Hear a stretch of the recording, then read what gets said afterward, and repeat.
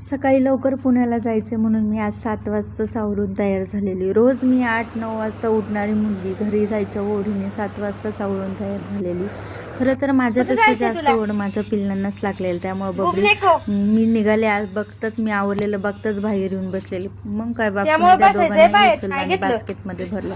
बास्केटमध्ये भरत माझ्याशी मनगट चालू केला.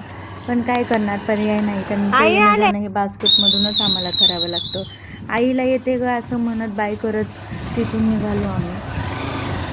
बापू मला पुण्याला सोडून त्याला परत कामावर यायचं होतं म्हणून थोडी घाई करतच आम्ही बाहेर. खूप छान असं वातावरण तयार झालं, म्हणजे आभाळ आलेलं, पण सकाळी एवढ्या थोडंफार ऊन असतं पण ते ऊन नव्हतं आणि छान वाटत होतं. खूप थंड हवा सुटलेली. पुढे जाऊन एका पंपावरती आम्ही पेट्रोल टाकायला थांबलेलं, पण माझ्या पिल्लांच्या आवाजाने कुत्रा आमच्या मागं लागलेलं.